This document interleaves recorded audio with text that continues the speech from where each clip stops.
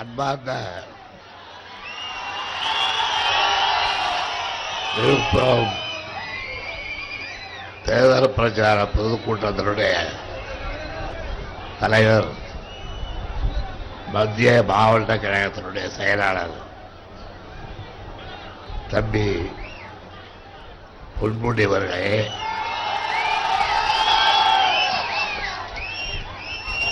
கழகத்தினுடைய வேட்பாளர்களுக்கு குறிப்பிட்ட சின்னங்களை உங்களுக்கு இங்கே இப்பொழுது கூறி அந்த சின்னங்களை எல்லாம் ஆதரிக்க வேண்டும் என்று முதலில் கேட்டுக்கொள்கின்றேன். மத்திய மாவட்ட கழக செயலாளர் பொன்முடி அவர்களுக்கு உதயசூரியன் சின்னம், மஸ்தான் அவர்களுக்கு செஞ்சி மஸ்தான் அவர்களுக்கு உதயசூரியன் சின்னம், டாக்டர் பாசராமணி அவர்களுக்கு உதயசூரியன் சின்னம், சீதாவதி சொக்கலிங்க அவர்களுக்கு உதயசூரியன் சின்னம், மைத்திரி அகேந்திரன் அவர்களுக்கு உதயசூரியன் சின்னம், அடி அப்பாஸ் அவர்களுக்கு ஏழி சின்னம்,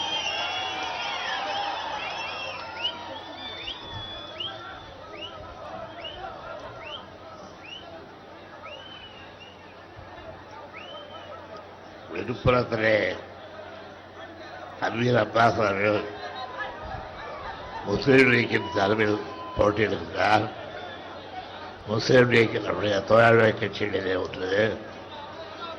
அந்த தோழமை கட்சியின் சின்னம் ஏழி சின்னம். விக்கிரவாண்டியிலே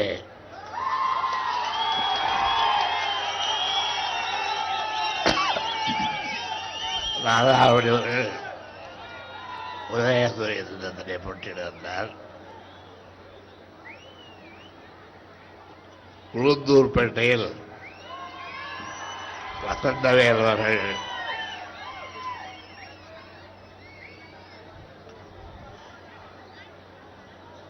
போட்டியிடுகின்றார். உதயசூரிய சின்னம். விக்கிரவாண்டியில் நாலாவடிக்கு உதயசூரியன், உளுந்தூர்பேட்டையிலே வசந்தவேலுக்கு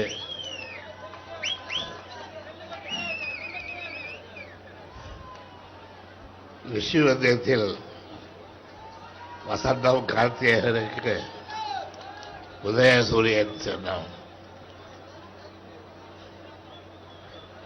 குறிச்சி சங்கராபுரத்தில் உதயசூரியன் சின்னம், கள்ளக்குறிச்சியிலே காமராஜருக்கு உதயசூரியன் சின்னம். நான் குறிப்பிட்ட வேட்பாளர்களுக்கெல்லாம், கழக வேட்பாளர்களுக்கும் நம்முடைய தோழமை கட்சியுடைய வேட்பாளர்களுக்கும் உதயசூரிய சின்னத்திலும் மற்றும் ஏனைய சின்னத்திலும் உங்களுடைய மேலான வாக்குகளை வழங்கி அவர்களை எல்லாம் வெற்றி பெற செய்ய வேண்டும் என்று கேட்டுக்கொள்கிறேன். முதலிலே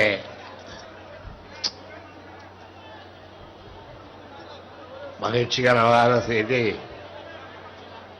தம்பி பொன்முடி அவர்களுக்கு ஏதோ தண்டனை வழங்கப் போனார்கள். அவர் மீது குற்றம் சுமத்தப் போகிறார்கள் என்றெல்லாம் கேள்விப்பட்டு நான் மிகுந்த வருத்தத்தோடு இருந்தேன். என்னுடைய வருத்தத்தை போக்குகின்ற நிலையில் பொன்முடி குற்றவாளியார் என்று அவர் மீது அரசு தொடுத்த வழக்கையும் திரும்ப பெற்றிருக்கின்றார்கள். எனவே வெற்றி பெற்ற பொன்முடிக்கு என்னுடைய வாழ்த்துக்களை தெரிவித்துக் கொள்கிறேன்.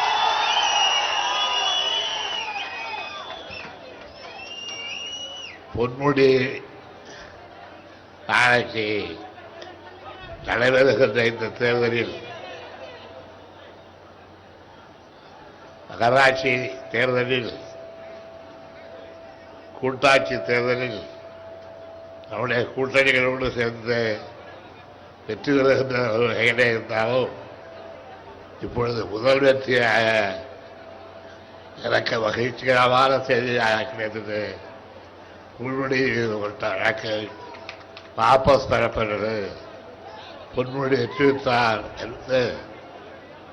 என்று உள்ளத்தை புதுவரைக்கு செய்த ஒரு நிகழ்ச்சியாகும்.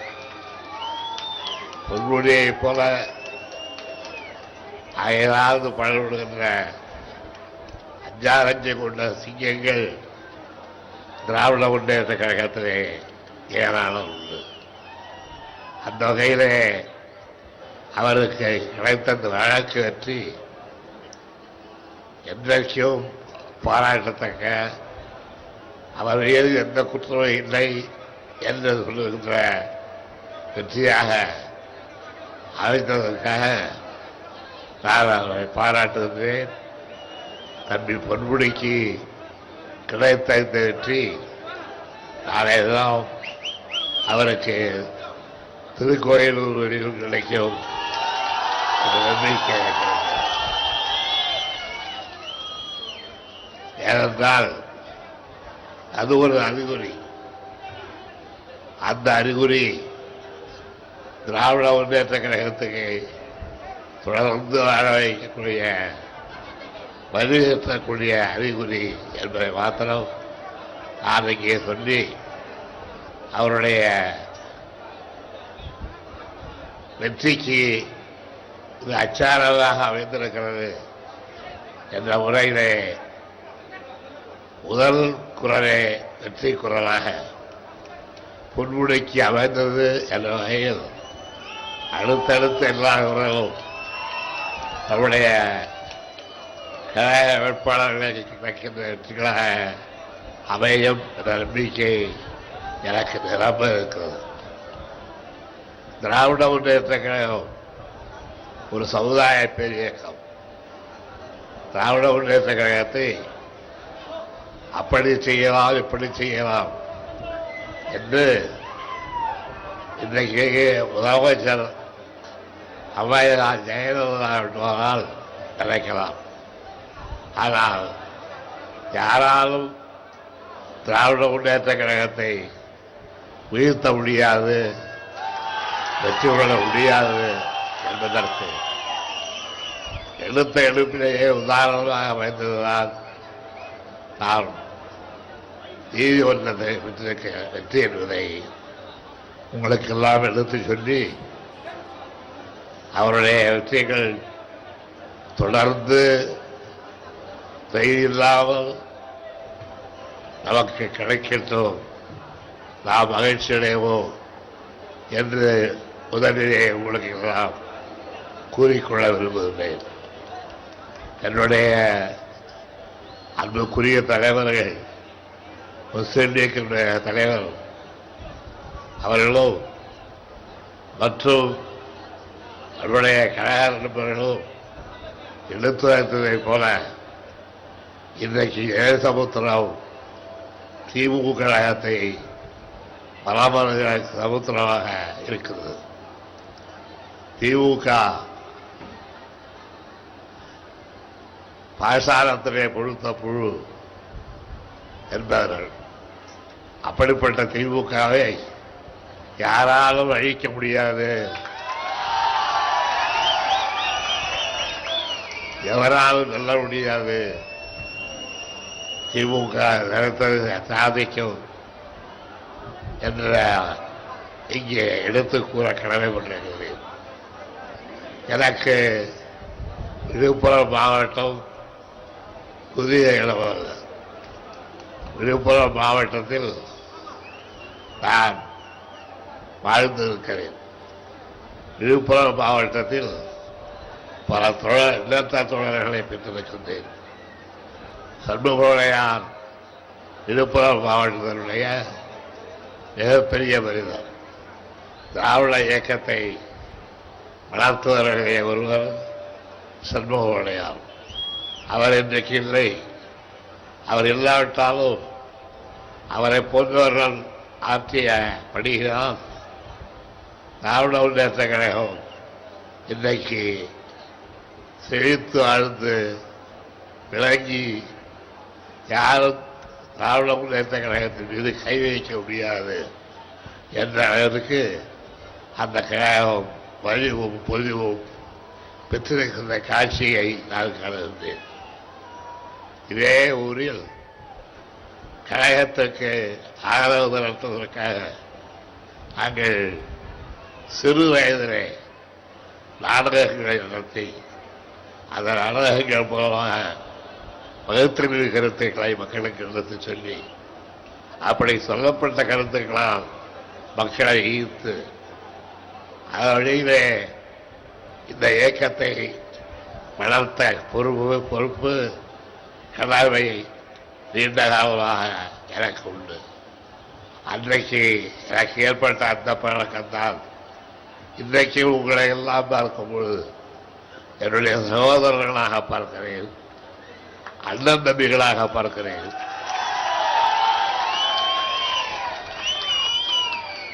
தொண்ணூற்றி 3 வயதாகிவிட்டது, இது வரலாமா என்று கேட்கிறார்கள். என்ன செய்வது? 93 அல்ல, வயது 100 ஆனாலும் உங்களுக்காக தான் உழைப்பேன், உங்களுக்காக என்னை தருவேன், உங்களுக்காக பாடுபடுவேன், உங்களுக்காக பணியாற்றுவேன். இன்றைக்கு ஜன என்ற நாட்டை யார் ஆளுகிறார்கள்? நாடு காடாகிவிட்டதற்கு என்ன காரணம்? நாட்டை பற்றி சிந்திக்காதவர்கள், தங்களை பற்றியே எண்ணிக்கொண்டிருப்பவர்கள் இந்த நாட்டிலே ஏராளமாக இருக்கிறார்கள். ஜெயலலிதா அம்மையார் தமிழகத்தினுடைய முதலமைச்சர். அவர் செய்த காரியம் என்ன? ஒரு முதலமைச்சர் செய்ய வேண்டிய பணிகளை எல்லாம் அந்த அம்மையார் செய்து முடித்திருக்கிறார்களா? சமீபத்திலே சென்னையிலே வெள்ளம் வந்தது. சாதாரணமான வெள்ளம் வந்தது. நூற்றுக்கணக்கான மக்களை அடித்து சென்ற வெள்ளம். அந்த வெள்ளம் வந்த போது கூட இந்த அம்மையார் விட்டு வெளியே வரவில்லை. இந்த அம்மையார் யாருக்கும் ஆதரவு சொல்ல போகவில்லை. நாங்கள் தான் போனோம், நாங்கள் தான் அழைத்தோம், திரிந்தோம், நாங்கள் தான் ஏழை எளிய மக்களை காப்பாற்ற புறப்பட்டோம். இந்த அம்மையார் வீட்டிலே தூங்கி கொண்டிருந்தார்கள். தவிர என்றைக்கும் அவர்கள் பற்றியெல்லாம் கவலைப்படுகின்ற ஒரு முதலமைச்சராக அவர்கள் விளங்கவில்லை. ஏன்? என்ன காரணம்? தனக்கு நிகராக தமிழ்நாட்டிலே யாரும் இல்லை, தான் நினைத்ததை சாதிக்க முடியும் என்கின்ற அந்த திமிர்வாதமும் அத்தகைய நெஞ்செழுத்தமும் மனிதர்களை பற்றி கவலைப்படாத, மனித இருக்கையுமே பெறாத ஒரு மோசமான பக்குவம் வாய்ந்தவர்கள் அம்மையார். அதனால்தான் கடந்த ஓராண்டு காலமாக நடைபெறுகின்ற இந்த ஆட்சியிலே அவர்கள் கொடுத்த உறுதிமொழிகள் எதுவும் நிறைவேற்றப்படவில்லை. அவர்கள் நிறைவேற்றுவதாக சொன்ன எதையும் நிறைவேற்றவில்லை, சாதிக்கவில்லை. அவர்களால் இதற்கு மேலே எதுவும் முடியாத பாவம். அவர்களை நம்பி பயனில்லை என்ற காரணத்தால் தான் நாங்கள் எங்களையே அர்ப்பணித்து இந்த சமுதாயத்தை காப்பாற்ற, திராவிட சமுதாயத்தை காப்பாற்ற எங்களையே பலி கொடுக்க தயாராகிட்ட காரணத்தால் தான் நண்பர்கள் சொன்னார்கள், இந்த 93 வயதில் இந்த அச்சலாலைகளாலே அறையலாமா என்று நண்பர்கள் எல்லாம் கேட்டார்கள். நான் 93 அல்ல, 103 ஆனாலும் மக்களுக்காக பாடுபடுவேன், மக்களுக்காக என்னை அர்ப்பணிப்பேன். ஏன் சொல்லுகிறேன் என்றால், ஏதோ விளையாட்டுக்காக அலையவில்லை, வேண்டுமென்றே அலையவில்லை, எனக்காக அலைகிறேன். எனக்காக என்றால் என்னுடைய சுகாதாரத்திற்காக அல்ல, என்னுடைய சொந்த மக்கள், என்னுடைய தோழர்கள், என்னுடைய நாட்டு மக்கள், என்னை நம்பி இருக்கிற மக்கள் இந்த நாட்டிலே படுகின்ற அகதியை பறக்கும் பொழுது அவர்களையெல்லாம் காப்பாற்ற வேண்டிய பெரும் பொறுப்பு எனக்கு இருக்கிறது என்று கருதுகிறேன். எனக்கு மட்டும்தான் இருப்பதாக சொல்லவில்லை, உங்களுக்கெல்லாம் இருக்கிறது, அத்தனை பேருக்கு இருக்கிறது. நாமெல்லாம் சேர்ந்துதான் இந்த நாட்டை காப்பாற்ற வேண்டும். நான் குறிப்பாக இளைஞர்களை நம்பி இருக்கிறேன். இளைஞர்கள் தான் ஒரு நாட்டினுடைய முதுகெலும்புகள், நாடின் நரம்புகள். அந்த இளைஞர்கள் இல்லாவிட்டால் ஒரு இயக்கத்தை வளர்க்க முடியாது. இந்த இயக்கத்தை கட்டி காத்து வளர்த்து இன்றைக்கு ஆட்சி பொறுப்பை அமர்த்த முடிவா என்ற கேள்விக்கு எழுப்பி அதற்கேற்ற வகையிலே இது இயக்கத்தை நடத்தி கொண்டிருப்பதால் அதற்கு காரணம் நான் இவ்வளவு தெளிவோடு இவ்வளவு உணர்ந்ததையோடு நான் வருவதற்கு என்ன காரணம், என்னுடைய உடம்பு நிலையை பற்றி கவலைப்படாமல் உங்களுக்காக அலைவதற்கு என்ன காரணம், அதை யோசித்து பார்க்க வேண்டும். எனக்கு நான் முக்கியம் அல்ல, நீங்கள் தான் முக்கியம்.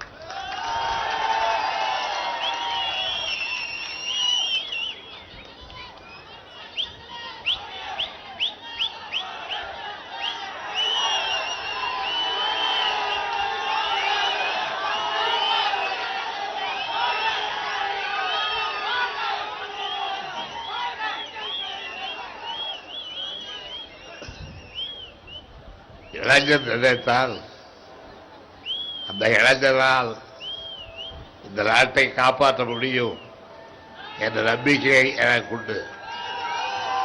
இளைஞர்களால் சாதிக்க முடியாது எதுவும் இல்லை. இளைஞர்கள் தான் ஒரு நாட்டின் நாடின் நரம்புகள், முதுகெலும்புகள். ஆகவே அந்த இளைஞர்களை நான் நம்பி இருக்கின்றேன். எதிர்காலம் இளைஞர்கள் கையிலே இருக்கிறது. அந்த இளைஞர்களை இட்டால் தமிழ்நாட்டிலே எதிர்கால கனவுகளை யாரும் காண முடியாது. ஆகவேதான் இளைஞர்கள் எழ வேண்டும், எழுச்சி பெற வேண்டும். அவர்களால் ஆகாதது எதுவும் இல்லை. இளைஞர்கள் ஒரு நாட்டின் முதுகெலும்புகள், நாடின் நரம்புகள். அப்படிப்பட்ட இளைஞர்களை நான் மேலும் மேலும் ஊக்கப்படுத்த வேண்டும் என்ற அந்த எண்ணத்தோடு தான் நான் சுற்றி சுற்றி வருகிறேன். இன்னைக்காவது ஒரு நாள் தமிழ்நாட்டை காப்பாற்றக்கூடிய பெரும்பொறுப்பை ஏற்றுக்கொள்வதற்கு இளைஞர்கள் தரமாட்டார்களா, தயாராக இருக்க மாட்டார்களா என்று அந்த இளைஞர்களுக்காக பாடுபடுகின்றவன் தான். உங்களுக்கு சொல்ல விரும்புகின்றேன், நம்முடைய நாட்டில், நம்முடைய தமிழகத்தில் தாய்மார்கள், ஏழை எளியவர்கள், சகோதரிகள், இவர்களெல்லாம் கூட இந்த நாட்டை காப்பாற்றுகின்ற பெரும் பொறுப்பை எங்களை ஈடுபடுத்திக் கொள்ள வேண்டும். தாய்மார்களும் இளைஞர்களும் ஒன்று கூடியால்தான் நாட்டை காப்பாற்ற முடியும். முதலில் நாடு அந்த நாட்டை நாடாவிட்டால் நமக்கு விளைய பெருங்கீடு என்பதை மறந்துவிடக்கூடாது. இங்கே பேசியவர்கள் சொன்னார்கள், நாம் நம்முடைய தேர்தல் அறிக்கையிலே பல செய்திகளை சொல்லியிருக்கின்றோம்.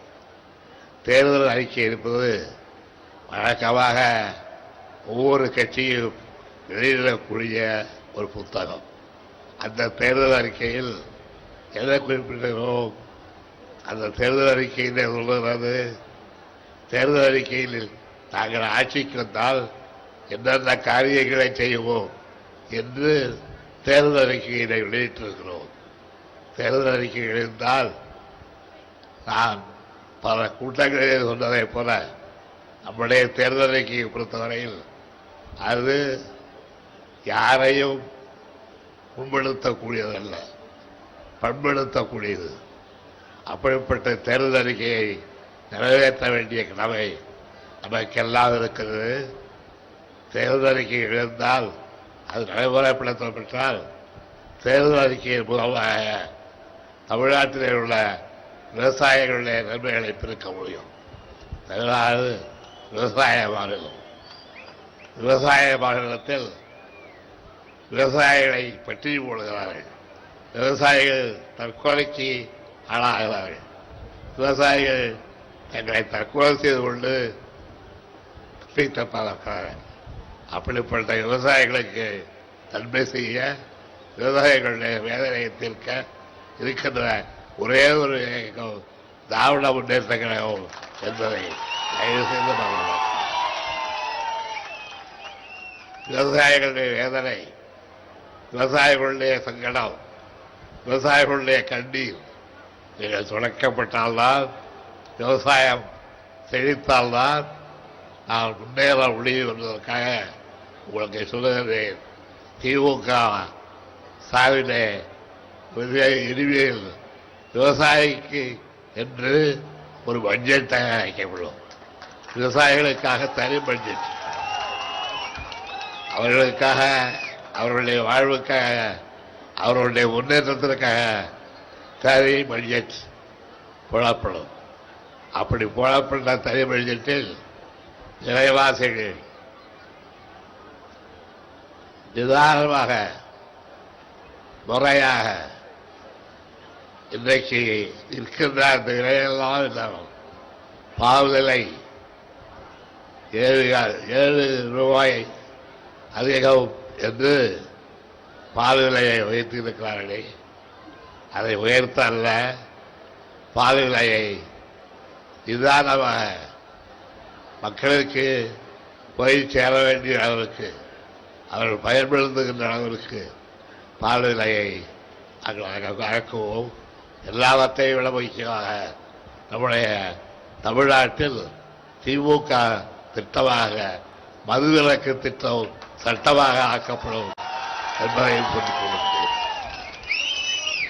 மதுவிலக்கு என்றால் மது அருந்தி மக்கள் மாடாய், கேடாய், ஒழிந்து, அழிந்து பல துன்பங்களுக்கு ஆளாகி குடும்பத்தை கிடத்து குடும்பமே அழிந்து போகின்ற நிலையிலேயே மதுவிலாக கொடுமை நாட்டில் நடைபெற்றுக் கொண்டிருக்கிறது. அந்த மருது கொடுமையை ஒழிக்க திராவிட முன்னேற்ற கழகம் முயற்சி எடுத்திருக்கிறது. அந்த முயற்சியிலே கழகம் வெல்வதற்கு நீங்களெல்லாம் உங்களுடைய அன்பான ஆதரவை திராவிட முன்னேற்ற கழகத்துக்கு தர வேண்டும்.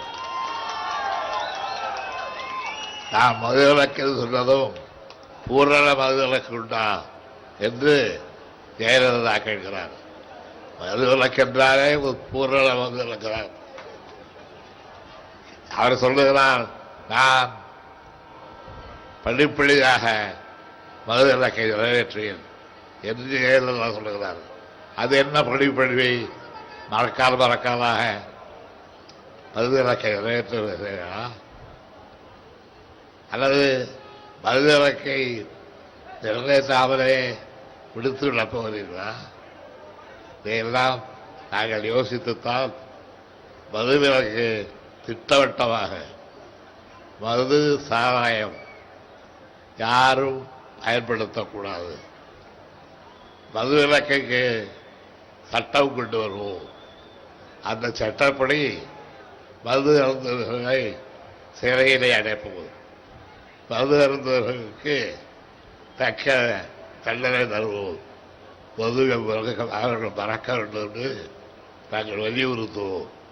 அப்படிப்பட்ட மது குழுமைக்கு தமிழ்நாட்டில் உள்ள அமிர்தம் ஆளாகக்கூடாது என்று காந்தியடிகளுடைய பெயரால் மதுவிலக்கை அமல்படுத்திய பெருந்தலைவர் காமராஜருடைய பெயரால் நான் கேட்டுக் கொள்கிறேன். மது சீதான ஒன்று. மது நம்முடைய வாழ்க்கையை கிடைக்கக்கூடிய விசேஷம். மது நம்முடைய குடும்பத்தை சீர்குலைக்கக்கூடிய பொருள். மது என்றைக்கும் நமக்கு பயன்படக்கூடியதில்ல, பயன்படுத்தவும் கூடாது. ஆகவே மதுவிலக்கு சட்டத்தை வெகு விரைவிலே உங்களுக்கு உறுதி அளிக்கின்றேன். நான் ஒருவேளை உங்களால் முதலமைச்சராக ஆக்கப்பட்டால் நான் பொழுதுகின்ற கையெழுத்து, முதல் கையெழுத்து மதுவிலக்கு சட்டத்தை கொண்டு வருகின்ற அந்த கையெழுத்தாகத்தான் இருக்கும் என்பதை உங்களுக்கு சொல்லுகின்றேன். ஆகவே மதுவிலக்கு திட்டவட்டமாக வளர்த்தால் போகிறது. மதுவை அருந்துகின்ற மனிதன் அல்ல, மதுவை கைவிட்டால்தான் மனிதன் மனிதனாக வாழ முடியும். அந்த மனித வாழ்வுக்கு, அவருடைய செம்மையான வாழ்வுக்கு மதுவிலக்குத்தான் தேவை. அந்த தேவை உணராத காரணத்தால் எத்தனை பேர் பிணமாக இருக்கிறார்கள், எத்தனை பேர் இன்றைக்கு நாட்டிலே சிறுத்து ஒழிந்து இருக்கின்றார்கள், பல பேர் அற்ப ஆய்வுகளை சாகிறார்கள். நான் கேட்டால் மது அருந்தல் பழக்கம் உண்டு இருக்கிறார்கள். மது பழக்கம் மனிதனை வாழ வைக்காது. மது பழக்கத்தை மனிதனை கைவிட வேண்டும் என்ற அந்த உரிமை வழக்கத்தை, அந்த சத்தியத்தை எல்லோரும் மேற்கொள்ள வேண்டும் என்று நான் கேட்டுக்கொண்டு, மதுவுக்கு அடிமையாகிறவர்கள் மனிதர்களாகவே எண்ணாதீர்கள். மதுவுக்கு அடிமையாகிறவர்கள் மனித ஜீவர்களாகவே இருக்க முடியாது என்று எண்ணி பார்த்து மதுவிலக்கு சட்டத்தை ஆதரிக்க வேண்டும். அந்த சட்டத்தால் தான் மனிதனை திருத்த முடியும். எத்தனை குடும்பங்களிலே பெரியவர்கள், வாலிபர்கள், குழந்தைகள் உட்பட கொத்து கொத்தாக இந்த மதுவினால் மடிந்திருக்கிறார்கள் என்பதை எண்ணி பார்த்து மதுவை கைவிடுவோம், மதுவை அருந்த மாட்டோம் என்று சத்தியம் செய்து பாடுபடுவோம் என்று உங்களை எல்லாம் கேட்டுக்கொள்கிறேன். அதுதான் திராவிட முன்னேற்ற கழகத்தினுடைய தேர்தல் அறிக்கையிலே உச்சகட்டம். அந்த உச்சகட்டம் தான் மதுவிலக்கு. அந்த மதுவிலக்கை அமல்படுத்த அனைவரும் உறுதியிட வேண்டும் என்று கேட்டுக்கொண்டு, இந்த நேரம் பேச முடியவில்லை, உடல்நிலை விழுந்தரவில்லை. ஆகவே நீங்கள் உங்களுடைய அன்பான ஆதரவை உதயசூரியன் சென்றதற்கும் முஸ்லீம் லீக் வேட்பாளர்களுக்கு, அவர்களுக்கும் கை சின்னம், ஏரி சின்னம் போன்ற பல்வேறு சின்னங்களுக்கும் அளித்து திராவிட முன்னேற்ற கழகத்தினுடைய வெற்றியை உறுதிப்படுத்த வேண்டும் என்று கேட்டுக்கொண்டு, இவ்வளவு நேரம் பொறுமையாக இருந்து என்று நிறைய கேட்ட உங்களுக்கெல்லாம் பலமான நன்றியை உங்கள் கால்களிலே சமர்ப்பித்து விடைபெறுகிறேன்.